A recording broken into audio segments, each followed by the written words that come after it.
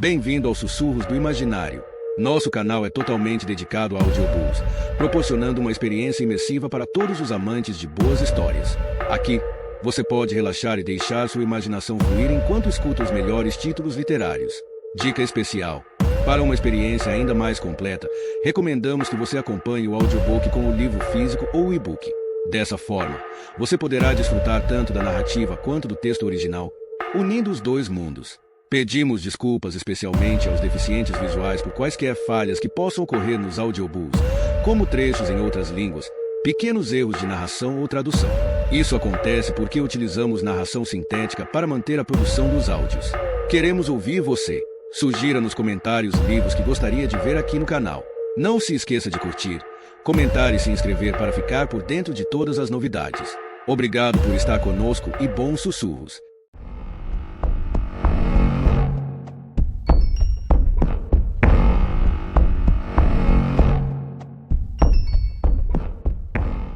Nas alturas. Capítulo 1. Ele odiava ficar no fundo do aviãozinho, apertado no meio dos outros.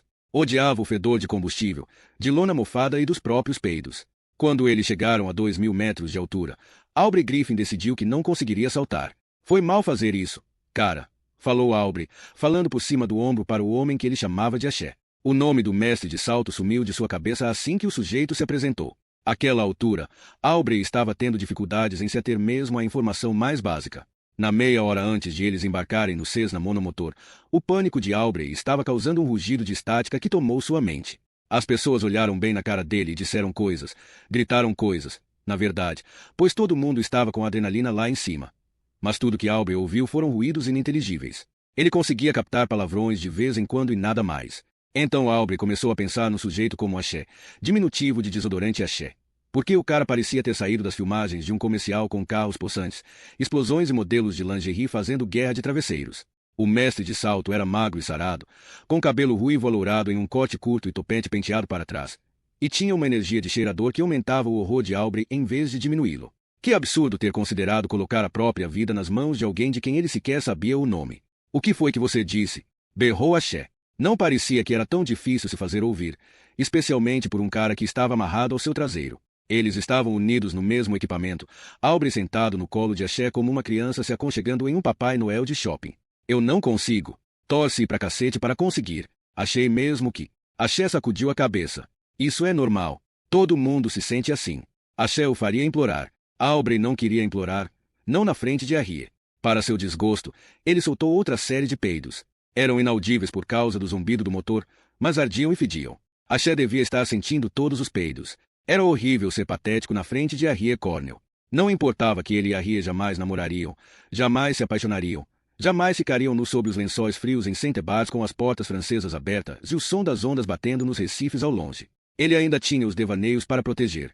Era um desalento para Aubrey pensar que esta seria a última lembrança dele que Arrie levaria para a África. Era o primeiro pulo tanto de Arrie quanto de Aubrey. Ou talvez fosse mais correto dizer que seria o primeiro pulo de Arrie. Nos últimos instantes, Aubrey tinha percebido que não seria o seu. Eles fariam um salto duplo, o que significava que estavam atrelados a um mestre de salto, pessoas que faziam isso todo dia. Brad e Ronnie Morris também estavam no avião.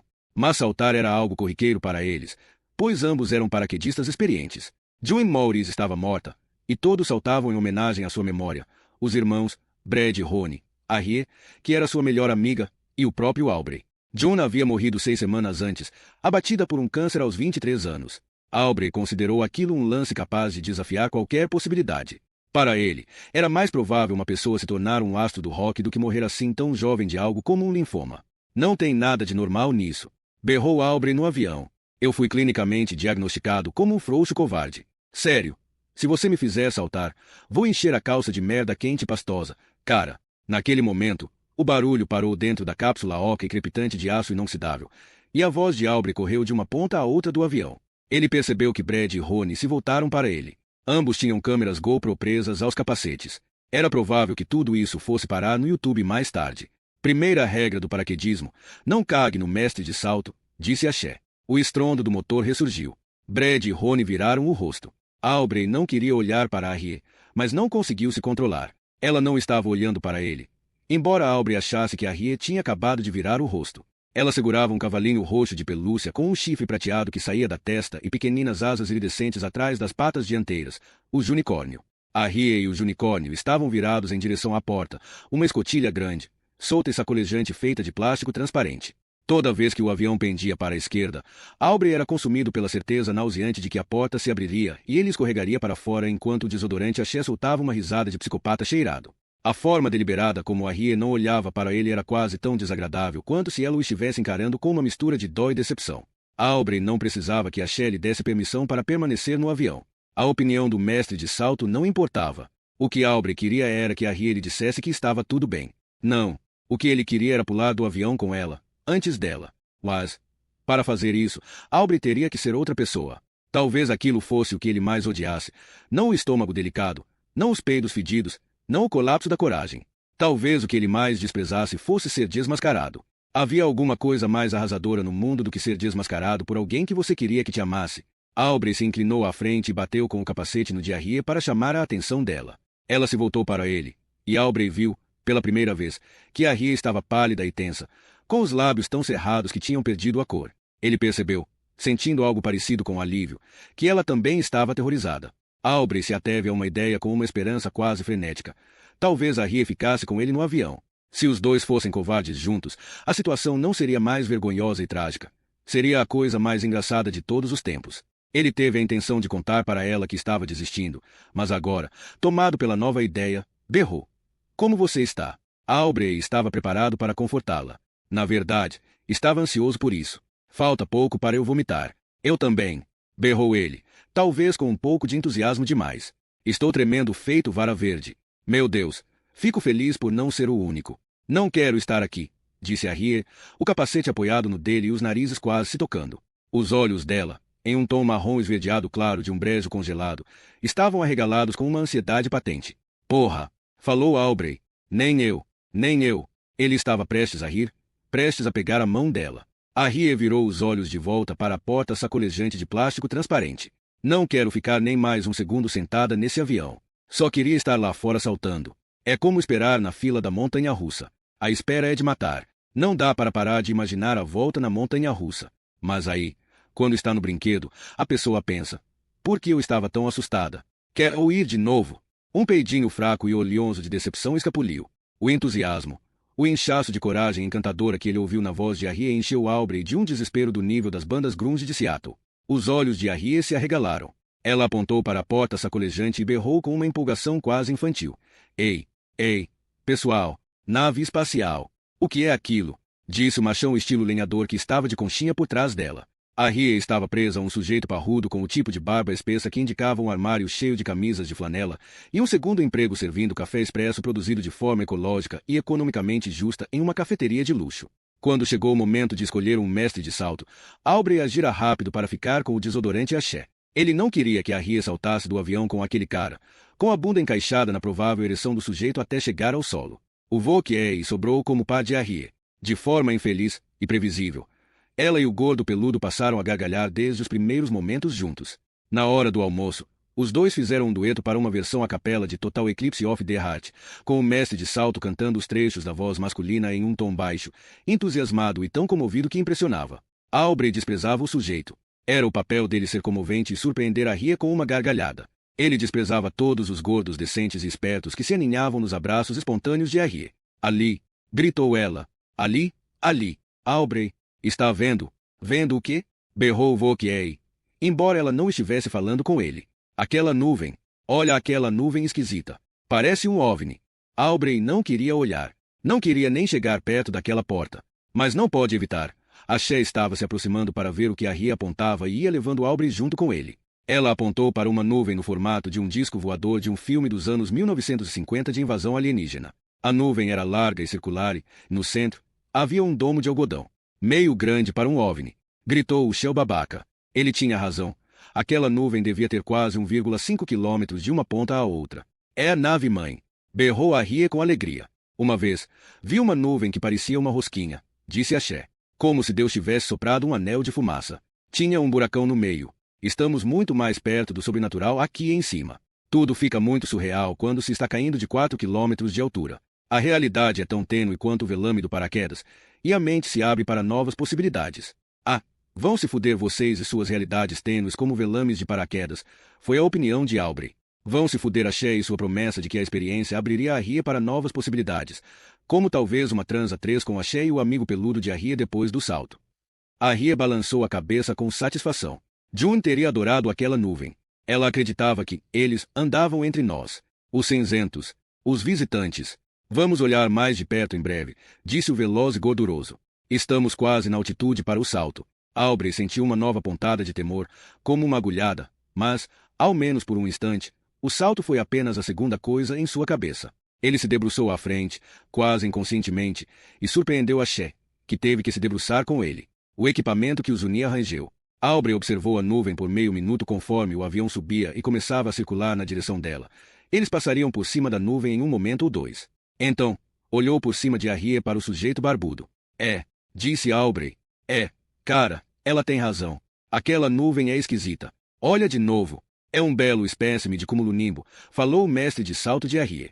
Muito maneira. Não é. Não é maneira. É esquisita. O Vauquier avaliou Aubrey com um olhar que parecia misturar tédio com desprezo. Aubrey balançou a cabeça, aborrecido porque o sujeito não entendeu, e apontou mais uma vez. A nuvem está indo naquela direção, disse Aubrey, apontando para o norte. E daí? Falou Brad Morris. Pela segunda vez nos últimos minutos, todo mundo estava olhando para Aubrey. Todas as outras nuvens estão indo na direção oposta, gritou ele, apontando para o sul. Ela está indo na direção errada.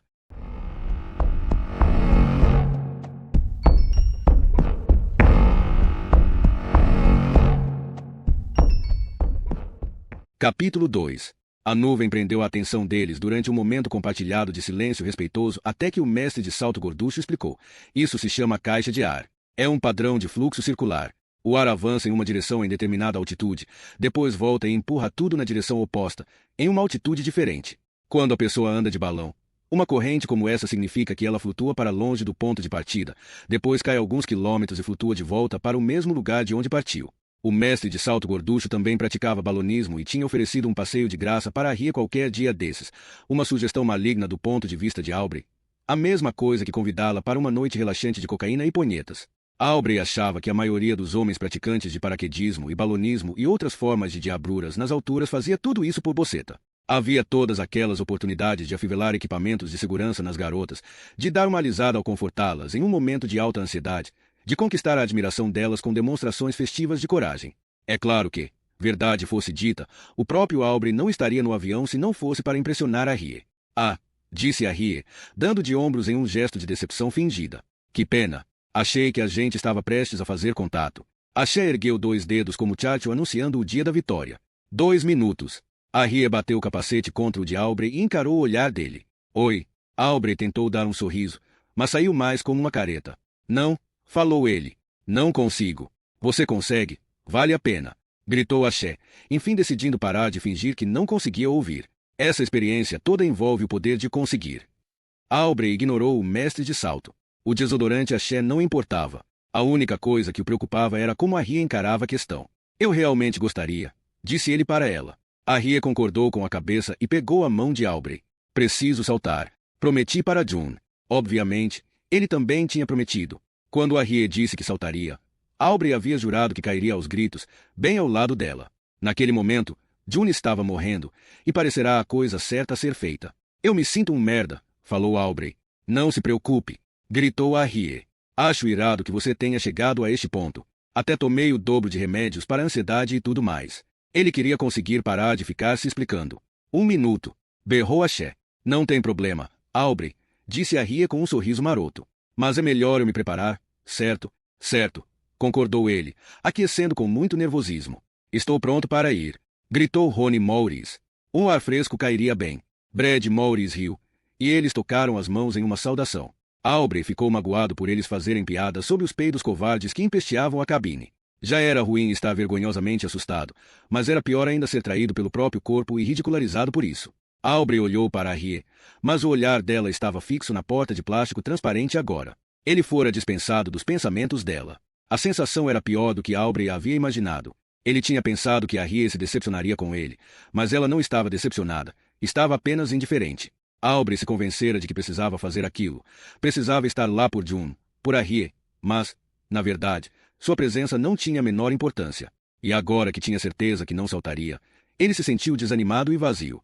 Arrie sussurrava para o unicórnio e apontava o bicho de pelúcia para a enorme nuvem em formato de OVNI, enquanto o Cessna ia na direção dela. Axé mexeu na câmera no próprio capacete. Ei, olha só, Audrey. Foi um pequeno prazer amargo descobrir que o mestre de salto também não sabia o nome dele. Se você está decidido, desistir é um direito seu. Mas fique sabendo que o preço é o mesmo, saltando ou não. Eu não posso lhe ressarcir nem o custo do DVD. Desculpe ter arruinado a diversão de todo mundo, anunciou Aubrey. Mas o triste mesmo era que ele não havia arruinado nada para ninguém. Nem mesmo escutavam mais. O avião se inclinou ainda mais na curva. Vamos dar a volta em direção à pista de pouso, disse Axé, e foi quando tudo desligou. A hélice no nariz do pequeno Cessna chiou, estalou e parou de girar de repente. O vento passou soprando por baixo das asas, e o assovio suave preencheu o silêncio súbito. As luzes de navegação dentro da cabine de salto piscaram e se apagaram. O grande silêncio assoviante deixou Aubrey mais admirado do que assustado. O que aconteceu? Perguntou Arrie. Lenny, gritou Axé para a frente do avião. Que diabo? Cara, a gente simplesmente entrou em stall. O piloto, um sujeito de cabelo cacheado usando um fone de ouvido com espuma, acionou o interruptor de alternância. Arrancou um manche comprido de aço do painel e apertou um botão. O Cessna estava flutuando, como uma folha de jornal pairando sobre uma grade de metrô. Lenny, o piloto, olhou para trás na direção deles e deu de ombros. Ele usava uma camiseta branca com o mascote do Kisuko, aquele jarrão de suco vermelho bobo e sorridente. Ele retirou o fone do ouvido e o deixou em volta do pescoço. Não sei, gritou Lenny. Ele não soou preocupado, e sim chateado. Talvez, mas também estou sem eletricidade. Tudo morreu de repente, como se um fio tivesse soltado na bateria. O Cessna estremeceu. As asas balançaram aos poucos, de um lado para o outro. Não é problema para mim, disse Brad. Eu ia saltar mais ou menos aqui, de qualquer forma. Falou Rony. Estava pensando que queria esticar as pernas. Vão em frente, gritou Lenny. Saltem. Depois que todo mundo sair, eu executo um mergulho e ligo o motor. Se não funcionar, vou ter que pousar planando. Espero chegar à pista. Vai ser aos trancos e barrancos se eu não conseguir. Ah, porra! Gritou Aubrey. Que palhaçada! Não acredito em uma palavra. Brad correu até a porta e girou os engates de aço inoxidável que a mantinham fechada, um atrás do outro. Ele ergueu a porta e a puxou. A abertura era tão larga quanto um gol de futebol. Brad colocou o pé em um cano que passava por baixo da porta. Audrey, meu amigo, disse Axé delicadamente. Não, berrou Aubrey. Não tem graça. Mande o piloto ligar o avião. Você não pode coagir alguém a pular dessa maneira. Vejo vocês no chão, falou Brad. Ele segurou na lateral do avião, de frente para eles, com uma das mãos na barra acima. Com a mão livre, Brad fez uma saudação elegante, babaca. Se afastou do avião e foi engolido pelo céu. Audrey, respire, disse Axé. Não estamos de sacanagem. Tem mesmo um problema com o avião. Ele falou muito devagar e pronunciou cada palavra com cuidado. A gente nunca desligaria um avião para fazê-lo pular por medo. De verdade. Muitas pessoas desistem no último minuto.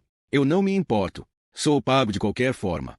Porque o avião simplesmente pararia de funcionar. Sei lá. Mas, acredite em mim, é melhor a gente não estar dentro dele quando o piloto tentar ligar o motor. Por que não? Porque ele vai apontá-lo para o chão. Ron Morris correu para a beira da porta aberta, se preparando para seguir o irmão. Ele sentou por um momento, com os pés na barra que corria do lado de fora do avião, apoiou os cotovelos nos joelhos e curtiu a vista. As rajadas de vento fizeram sua pele tremular e distorceram as pelancas do rosto gorducho. Aos poucos, quase como um homem cochilando, ele foi tombando para a frente, depois mergulhou de cabeça e sumiu. Andem logo com isso aí atrás. Berrou Lenny do único assento nos controles. Arrie estava sentada entre as pernas de seu mestre de salto, olhando de Aubrey para Axé e para o piloto com um fascínio amedrontado. Ela apertou o unicórnio contra o peito, como se estivesse com medo de alguém tentar arrancá-lo das suas mãos. O unicórnio era o substituto da própria June, e Arrie tinha ordens para cuidar dele e levá-lo com ela para fazer todas as coisas que June jamais poderia fazer. Ver as pirâmides, surfar na África, pular de paraquedas. Aubrey teve a sensação ridícula de estar sendo encarado tanto pela garota quanto pelo bicho de pelúcia. Aubrey, disse Arrie, acho que devemos saltar. Agora. Nós dois. Ela olhou por cima de Aubrey, para Axé. Podemos ir juntos, tipo de mãos dadas. Axé fez que não com a cabeça. Estaremos 3 segundos atrás de vocês. Por favor, se a gente pudesse apenas dar as mãos. Meu amigo está assustado, mas sei que ele consegue, se saltarmos juntos, falou ela. E Aubrey gostou tanto daquilo que teve vontade de chorar. Naquele exato momento, Aubrey quis dizer que a amava, mas revelar seus sentimentos era ainda mais impossível para ele do que saltar de um avião para uma queda de 4 quilômetros. Não é uma boa ideia no primeiro salto. Nossos paraquedas de desaceleração podem se enroscar. Arrie, por favor, vá. Nós vamos atrás. O mestre de salto gorducho começou a arrastar a bunda pelo piso de aço, levando Arrie embora e se aproximando da porta. Audrey, chamou Axé, com uma voz reconfortante, calma e ponderada. Se não saltarmos, você estará arriscando a minha vida e a sua. Quero saltar enquanto é possível. Eu preferia ter o seu consentimento. Ah, Deus! Feche os olhos. Ah, Deus! Ah, meu Deus! Que loucura do caralho! Arrie e o mestre de salto tinham se arrastado até a porta aberta. As pernas dela estavam penduradas para fora. Arrie olhou para trás com uma última expressão suplicante para Aubrey. Aí agarrou a mão do mestre de salto, e os dois sumiram. Você vai sentir terra firme debaixo dos pés quando menos esperar, falou Axé. Aubrey fechou os olhos. Ele concordou com a cabeça. Desculpe ser tão covarde, disse Aubrey. Axé arrastou a bunda no piso de aço aos pouquinhos e levou os dois em direção à abertura. Aubrey pensou, a esmo, que estava contente por não ser Arrie sentada no colo de Axé, sentindo a pressão dos quadris dele contra sua bunda daquela maneira. Você já saltou com alguém pior do que eu? Perguntou Aubrey. Na verdade, não, respondeu Axé, e se jogou com Aubrey para fora da lateral do avião. Eram mais de 3 quilômetros até o chão, 1 minuto de queda livre e talvez 4 minutos planando lentamente no paraquedas. Mas Aubrey Griffin e o mestre de salto caíram só um pouco menos de 4 andares até colidirem com a beirada da nuvem em formato de OVNI, que não era nuvem coisa nenhuma, e pararam de cair.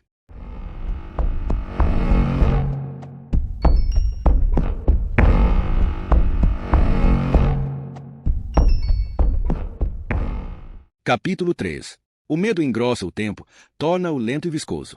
1 segundo de terror sentido profundamente dura mais do que 10 segundos normais. Aubrey caiu por apenas um momento, mas esse instante durou mais do que toda a subida demorada e circulante até o céu a bordo do Cessna. Quando passaram pela porta, Aubrey tentou se virar, permanecer no avião, enquanto Axé empurrava os dois para fora. Ele mergulhou de costas, olhando para a aeronave, com o mestre de salto por baixo. Aubrey despencou com uma grande sensação de emoção que foi do saco à garganta, um único pensamento latejando na mente enquanto caía. Estou vivo, estou vivo, estou vivo, estou. E aí eles colidiram. Aquilo com o que colidiram não se parecia em nada com terra, mas, sim, com massa de pão. Era uma coisa espessa, borrachuda e fria. E se tivessem saltado apenas 3 ou 5 metros acima daquilo, a aterrissagem poderia ter sido suave e elástica. Na verdade, porém, eles caíram de 12 metros, e Axé absorveu todo o impacto. Os ossos frágeis da bacia se quebraram em 3 lugares. A parte superior do fêmur direito se quebrou com um estalo.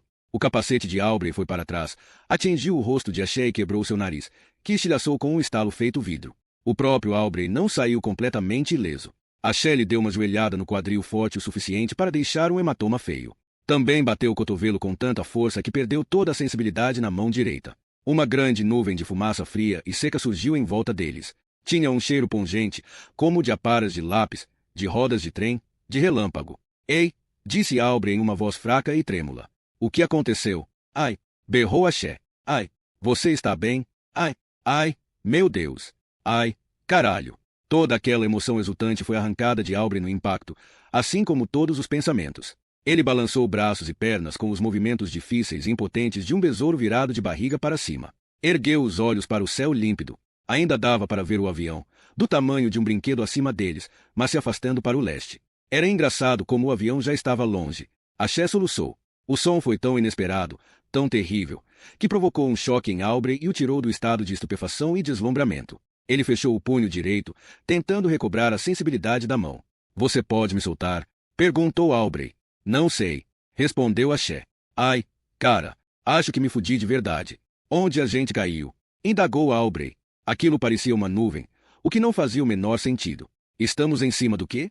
Axé ofegou de um jeito horrível e frenético. Aubrey achou que ele fosse soluçar de novo. Você tem que me soltar, disse Aubrey. Axé apalpou as laterais do corpo de Aubrey. Um mosquetão se soltou, depois outro, a seguir um terceiro e finalmente um quarto, e Aubrey saiu de cima dele, fez um esforço para ficar sentado e olhou em volta. Ele estava sentado em uma nuvem, uma ilha de creme branco batido, à deriva em uma vastidão de azul plácido. Os dois estavam na ponta de uma massa de quase 1,5 quilômetros de comprimento, com uma grande protuberância central no formato de um domo. Aquilo fez Aubrey pensar na Catedral de São Paulo em Londres. Uma sensação nauseante incomodou o interior da sua garganta. A cabeça dele girou. Aubrey enfiou a mão direita, que estava formigando, dentro da nuvem. De início, ele meteu a palma no vapor frio em movimento. Mas ao fazer força com a mão, a bruma endureceu e se solidificou, com a consistência de requeijão ou talvez purê de batatas ou, na verdade, massinha de modelar. Quando Aubrey recolheu a mão, a nuvem se desvaneceu mais uma vez em bruma. Caralho, disse ele. No momento, era a reação mais sofisticada que Aubrey conseguia ter. Ai, cara. Ai, Deus. Alguma coisa está quebrada dentro de mim. Aubrey voltou um olhar estupefato para o outro homem, que estava se contorcendo e se remexendo com fraqueza na fumaça agitada. Os calcanhares chutaram a bruma e abriram sulcos naquele estranho creme semissólido. Os óculos de proteção esportivos de Axé, cujas lentes tinham o tom vermelho acobreado de um pôr do sol em Cape Cod, estavam quebrados. Ele provavelmente não conseguia enxergar. Estava tateando em volta às cegas com uma mão só. A GoPro montada no capacete do mestre de salto encarava a Aubrey com uma expressão neutra e estúpida. Eu abri o paraquedas? Perguntou Axé. Devo ter aberto se estamos no chão. O que aconteceu? Bati a cabeça do lado da porta ao saltar do avião. A voz saiu com dificuldade e fraca pela dor. Axé não sabia onde eles estavam. Não entendeu o que tinha acontecido. Aubrey também não entendeu o que tinha acontecido. Era difícil pensar.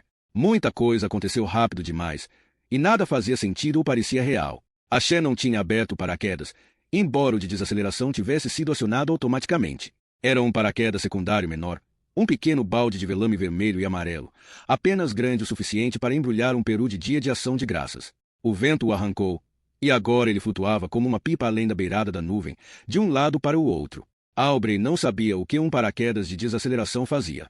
Axé tentará explicar, mas, na ocasião, ele estava nervoso demais para absorver qualquer informação. Aubrey percebeu que Axé não estava se contorcendo ou se remexendo, afinal de contas.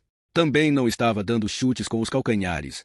O mestre de salto estava perfeitamente imóvel, com um braço recolhido sobre o torso e a outra mão na cintura. Os calcanhares abriam pequenos sulcos na pasta leitosa da nuvem porque o paraquedas de desaceleração estava levando Axé embora de maneira lenta, mas gradual. Ei, disse Aubrey. Ei, cara, cuidado. Ele agarrou o arnês em volta do peito de Axé e deu um puxão, e o mestre de salto berrou de dor, um som tão penetrante que Aubrey se encolheu e soltou no mesmo instante. Meu peito! Gritou Axé. Meu peito! Porra! O que você está fazendo? Só quero te puxar para longe da beirada, respondeu Aubrey. Ele esticou a mão para pegar o arnês de novo, e Axé deu uma cotovelada para afastá-la. Não se mexe em alguém que sofreu um acidente, seu babaca! Reclamou Axé. Você não sabe nada. Desculpe. Axé ofegou. As bochechas estavam manchadas por lágrimas. Beirada do quê? Perguntou então, com uma voz triste, quase infantil. Naquele momento, a brisa aumentou e agitou a nuvem leitosa em volta deles. O paraquedas de desaceleração inflou, subiu e se retesou de repente, voando em direção ao céu azul. O vento puxou e esticou todas as cordas do paraquedas, deixando Axé sentado. O mestre de salto gritou mais uma vez.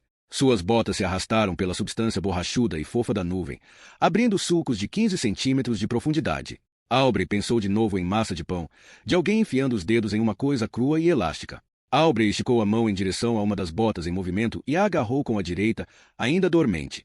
Mas não havia sensibilidade nos dedos, e Aubrey segurou a bota por apenas um momento até ela escapar. Beirada do quê? Gritou Axé enquanto era levado embora. O vento levou o paraquedas de desaceleração para cima e para trás e tirou Axé da beirada da nuvem com um puxão súbito, como uma faxineira arrancando o lençol de uma cama de hotel. O mestre de salto soltou um ganido e agarrou as cordas do paraquedas que se erguiam ao seu redor. Ele foi puxado para o céu a quase 2 metros de altura. Aí o vento parou, e ele caiu imediatamente, além da nuvem e do alcance da visão.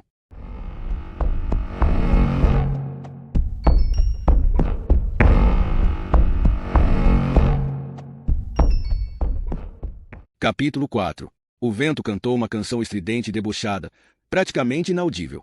Aubrey ficou olhando para o lugar em que Axé estivera, como se o mestre de salto pudesse reaparecer.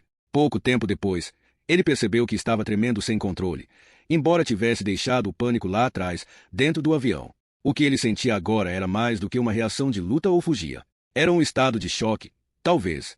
Ou talvez fosse apenas frio. No mundo lá embaixo, era dia 3 de agosto, uma tarde de calor seco e arrasador. Carros cobertos por pólen em uma camada de sujeira de cor mostarda. Abelhas zumbiam sua canção hipnótica e sonolenta na grama seca e queimada. Ali em cima, porém, Era uma manhã fria do início de outubro, tão pungente, fresca e doce como a mordida em uma maçã madura. Ele pensou, isso não está acontecendo. Ele pensou, eu estava com tanto medo que minha mente surtou. Ele pensou, bati com a cabeça na lateral do avião. E esta é a minha última fantasia maluca enquanto morro de traumatismo craniano. Aubrey embaralhou essas possibilidades como um homem distribuindo cartas, mas de uma maneira remota, meio inconsciente, quase sem registrá-las. Não havia como discutir com o frio intenso do ar ou com o assobio da brisa, que soltava uma nota em mi maior sustenido. Por um bom tempo, ele ficou de quatro, olhando por cima da beira agitada da nuvem, se perguntando se poderia se mexer. Não sabia se devia arriscar. Ele achava que, caso se mexesse, a gravidade iria notá-lo e derrubá-lo através da nuvem. Passou a mão na bruma adiante, fez carinho nela como se fosse um gato. Ela se firmou em uma massa maleável e ondulada ao primeiro toque. Aubrey rastejou, suas coxas tremiam. Era muito parecido com se arrastar sobre uma superfície de argila mole. Quando avançou mais ou menos 1 metro, olhou para trás. O rastro que estava deixando na nuvem derretia assim que ele recomeçava o movimento, voltando a ser a bruma que coalhava devagar. Quando chegou a 1,5 metros da beira irregular na parte sul da nuvem, deitou de bruços. Aubrey se arrastou um pouco mais sobre a barriga, e o pulso latejava com tanta força que o dia clareava e escurecia a cada batida do coração. Ele sempre teve medo de altura. Era uma boa pergunta. Por que um homem com pavor de altura, um homem que evitava voar sempre que podia, teria concordado em saltar de um avião? A resposta, claro, era tão simples. A nuvem diminuía aos poucos na borda, diminuía, mas não cedia. O finalzinho da nuvem tinha apenas 2,5 centímetros de espessura, mas era a substância mais dura até então, rígida como concreto, e não dava a menor impressão de que iria ceder. Aubrey espiou para além da beirada. O raio estava lá embaixo, um terreno quase perfeitamente plano de quadrados multicoloridos em tons de esmeralda, trigo, marrom escuro e âmbar claro. Eram as famosas ondas de grãos mencionadas com tanta admiração na canção America the Beautiful. Faixas retas de asfalto cortavam os campos lá embaixo. Uma picape vermelha se deslocava por aquelas linhas negras como uma bilha de aço brilhante em um ábaco. Aubrey viu, a sudoeste, a pista de terra batida atrás do hangar que abrigava a Cloud9 Diving Adventures. E lá estava o Cessna, acabando de pousar. O Lenny havia conseguido fazer o avião voltar a funcionar ou fizeram um belo trabalho ao pousá-lo planando. Logo depois, ele viu um paraquedas, uma tenda enorme de velame branco reluzente e retesado. Aubrey observou descer até o chão e pousar em um campo em que algo fora plantado, fileiras verdes separadas por linhas de terra escura. O paraquedas entrou em colapso. Axé estava no solo então. Ele estava no solo e manteve consciência suficiente para puxar a corda. Axé estava lá embaixo, e em breve o socorro chegaria, e o mestre de salto diria para eles alguma coisa. Aubrey não conseguiu imaginar o que ele diria. Eu deixei o cliente em uma nuvem. Lá embaixo, o paraquedas se arrastava pelo campo, expandindo e encolhendo como um pulmão. Quando Axé contasse o que acontecerá, eles o tomariam por histérico. Um homem muito ferido, sangrando, que delirava que havia pousado em uma nuvem, seria recebido com preocupação e palavras de apoio, não com credulidade. Eles procurariam a explicação que fizesse mais sentido. Presumiriam que Aubrey se soltara em alguma espécie de acidente maluco, possivelmente depois de bater na lateral do avião. Isso também explicaria os ferimentos dele. E então caíra para a morte. Até para Aubrey essa história parecia mais plausível do que a realidade, e ele estava na nuvem olhando para baixo. Era uma ideia apavorante, mas também havia algo de errado nela. Aubrey tentou enxergar o eu, mas era tão complicado quanto encontrar o mosquito que zumbia no ouvido, mas desaparecia quando a pessoa virava o rosto para procurá-lo. Ele quase precisou parar de procurar o eu, interromper todos os pensamentos. Teve que deixar os olhos perderem o foco. Uma dor lancinante estava aumentando, atrás das têmporas. Aubrey reviu o último vislumbre que teve do desodorante Axé, um momento antes de o paraquedas de desaceleração puxá-lo para o vazio, e aí ele enxergou qual era o eu. Sua mente se concentrou nas lentes idiotas com o olhar fixo da GoPro montada no capacete do mestre de salto. Tudo aquilo fora gravado em vídeo. Ninguém precisava acreditar na palavra de Axé. Tudo o que eles precisavam fazer era assistir à gravação.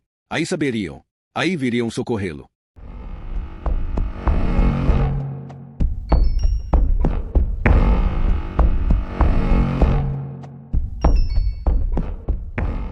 Capítulo 5. Um pouco depois, Aubrey ficou de joelhos e olhou em volta. A grande roda de neve ainda mantinha o formato de pires de um OVNI, com aquele grande domo surgindo bem no meio como a característica predominante.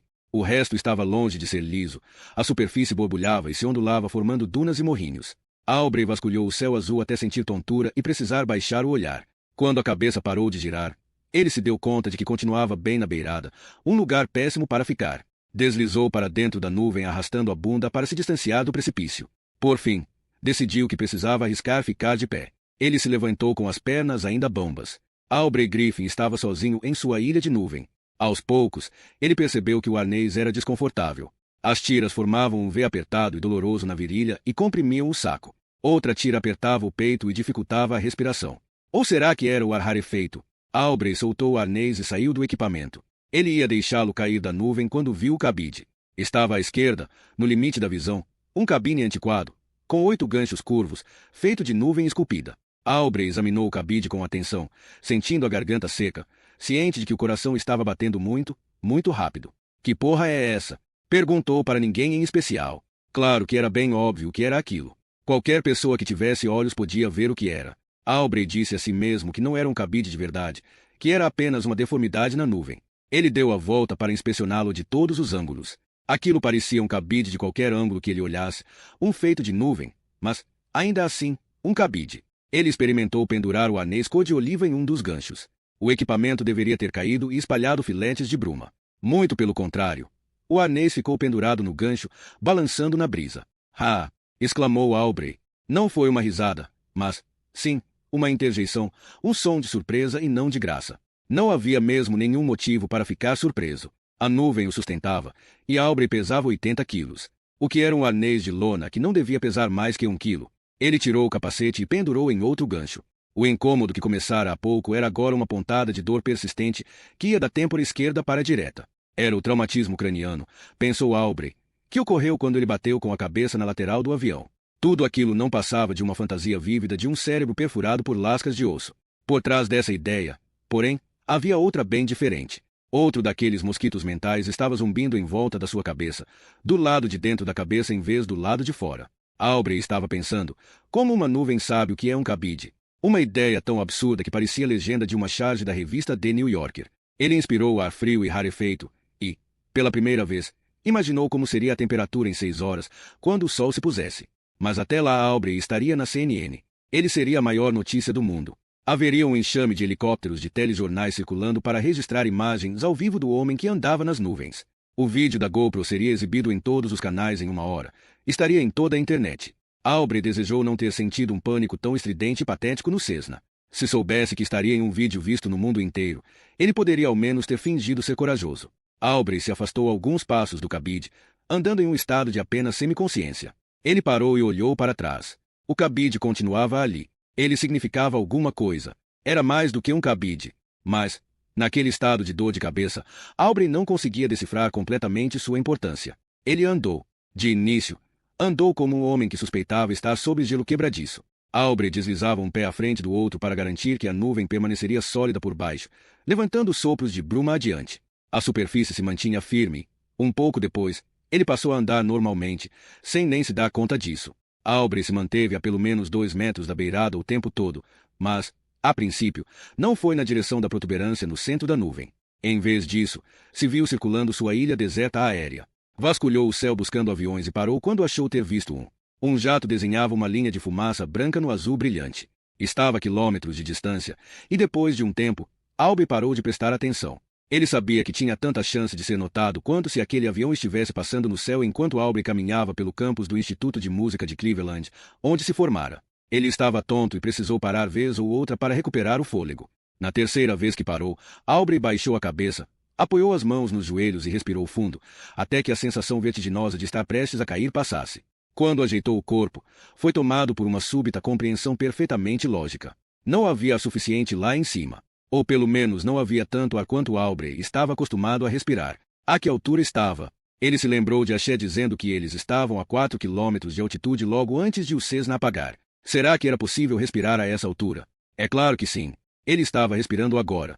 Uma expressão, mal das montanhas, surgiu nos seus pensamentos. Aubrey passou muito tempo circulando seu enorme prato de bruma. Em grande parte, o prato era liso, um pouco protuberante ali, um pouco afundado acolá. Ele subia ao topo de dunas que surgiam de vez em quando, descia ao interior de algumas valas rasas. Aubrey se perdeu por um tempo em uma série confusa de sarjetas na borda leste, perambulando por fendas estreitas de substância branca. Ao norte, parou para admirar uma massa de rochas de neve que parecia a cabeça de um bulldog. No lado oeste da nuvem, Aubrey cruzou uma série de ondulações que pareciam quebra-molas enormes. Mas, no fim das contas, ele andou por quase uma hora e ficou surpreso por constatar como essa ilha em forma de calota era realmente inexpressiva. Ao voltar ao cabide, Aubrey estava tonto, fraco e cansado do frio. Ele precisava beber algo. Estava difícil engolir. Pela sua experiência, sonhos costumavam dar saltos improváveis e repentinos. Primeiro a pessoa estava em um elevador com a melhor amiga da irmã. Depois estava comendo almoço no telhado, diante da família e dos amigos. A seguir, o prédio começava a balançar sob um vento violento. Depois, ciclones desciam sobre Cleveland. Ali na nuvem, entretanto, não havia nenhuma narrativa, quanto mais um turbilhão de incidentes frenéticos de sonhos. Um momento se arrastava até o próximo. Ele não conseguia fugir da nuvem para um lugar melhor através de sonhos. Aubrey fixou o olhar no cabide, desejando ser capaz de mandar uma foto do objeto para Rie. Sempre que via algo bonito ou improvável, seu primeiro impulso era tirar uma foto e mandar para ela pelo celular. É claro que, se a Rie começasse a receber fotos de nuvens do seu amigo desaparecido e dado como morto, ela provavelmente pensaria que Aubrey estava mandando mensagens do céu, e então começaria a gritar. E naquele momento, Aubrey Griffin se lembrou de que estava no século XXI e que tinha um smartphone no bolso. O aparelho estava na bermuda cargo, embaixo do macacão. Ele o havia desligado enquanto o avião taxiava na pista, como as pessoas faziam em qualquer voo, mas ainda estava com o celular. Assim que pensou no aparelho, Aubrey sentiu a pressão na coxa. Ele não precisava esperar eles baixarem as imagens da GoPro de Axé. Podia ligar direto para eles. Se o sinal fosse forte o suficiente, Aubrey seria até capaz de realizar uma chamada de vídeo. Ele puxou o zíper do macacão. O vento frio entrou pela abertura e passou direto pela camiseta por baixo. Aubrey tirou o telefone do bolso com dificuldade, e o aparelho imediatamente caiu da mão suada. Ele gritou, com a certeza de que o celular atravessaria a nuvem e sumiria. Mas isso não aconteceu. O aparelho caiu dentro de um copo de bruma endurecida, quase na forma de uma saboneteira. Aubrey pegou o celular de volta, tremendo sem controle, agora pelo choque de esperança súbita. Apertou o botão para ligá-lo enquanto os pensamentos corriam à frente para a próxima parte. Ele ligaria para a Rie. Contaria que estava vivo. Ela começaria a soluçar de alívio e incredulidade. Ele também começaria a chorar. Os dois chorariam felizes juntos. E a Rie diria, ai, meu Deus, Aubrey, onde você está? E ele diria, bem, amor, você não vai acreditar nisso, mas...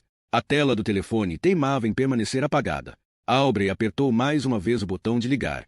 Quando o aparelho não ligou mesmo assim, ele apertou o botão de ligar com a maior força possível, cerrou os dentes como se estivesse fazendo uma atividade qualquer que exigisse força bruta, como soltar a porca enferrujada de um pneu furado, por exemplo. Nada. Que porra é essa? Disse Aubrey apertando sem parar até a mão doer. O telefone morto não deu explicações. Aquilo não fazia sentido. Aubrey tinha certeza de que ainda estava com a bateria cheia, ou quase isso. Ele tentou reiniciar à força. Nada. Aubrey pressionou a tela contra a testa e implorou que o celular fosse bonzinho com ele. Lembrou como tratou bem o aparelho durante todos aqueles anos. Depois tentou outra vez. Nada. Aubrey encarou o celular com olhos secos e doloridos, odiando Steve Jobs, odiando a operadora de celular. Isso não é justo, falou para o tijolo inútil de vidro preto na mão direita. Você não pode morrer assim, porque você simplesmente parou de funcionar. A resposta que ouviu na mente não veio na própria voz, mas na voz do mestre de salto axé. Que diabo? Cara, a gente simplesmente entrou em stall. E a resposta de Lenny, o piloto, não sei. Tudo morreu de repente. Um pensamento ruim começou a tomar forma. Aubrey tinha um relógio chinola, um presente de Natal da mãe, com pulseira de couro e ponteiros genuínos. Não tinha aplicativos, não se conectava ao celular, não fazia nada além de ser bonito e informar as horas. Aubrey puxou a manga do macacão para olhar o relógio. Os ponteiros informaram que eram 16 horas e 23. O ponteiro das horas não estava se mexendo. Ele encarou o relógio sem pestanejar até se convencer de que o ponteiro dos minutos também não se mexia. A nuvem tinha feito alguma coisa ao Cessna quando eles voaram sobre ela. Ela emitiu algum tipo de força eletromagnética que era capaz de fritar a bateria de um avião pequeno, ou de um relógio, ou de um smartphone, ou de uma câmera GoPro. A ideia era tão angustiante que Aubrey quis dar um grito de desgosto. A única coisa que o deteve foi a fadiga. Berrar ali no ar seco e frio parecia um esforço muito maior do que ele poderia se dar ao luxo de fazer. Ele enxergou com clareza agora. Ninguém colocaria na internet um vídeo dele perdido em uma ilha de nuvem, um Robinson Crusoe do céu. Ele não ia viralizar. Helicópteros de telejornais não cercariam o homem que andava nas nuvens. Caso se aproximassem, as câmeras não gravariam nada e os helicópteros cairiam como blocos de cimento. Mas ninguém viria porque a câmera no capacete do mestre de salto o havia fritado junto com a bateria no capô do avião. A câmera teria gravado alguns minutos desagradáveis de Aubrey, ficando enjoado de ansiedade, mas com certeza perderá a energia muito antes de eles mergulharem. A injustiça da situação derrubou Aubrey. Ele caiu sentado pesadamente e cruzou os braços sob os joelhos. Porém, mesmo o simples ato de sentar exigiu muito esforço. Aubrey encolheu o corpo de lado e ficou em posição fetal. As nuvens se agitaram e se acomodaram em volta dele. Aubrey decidiu fechar os olhos e esperar um pouco. Talvez quando os abrisse, ele descobriria que havia desmaiado antes mesmo de entrar no avião.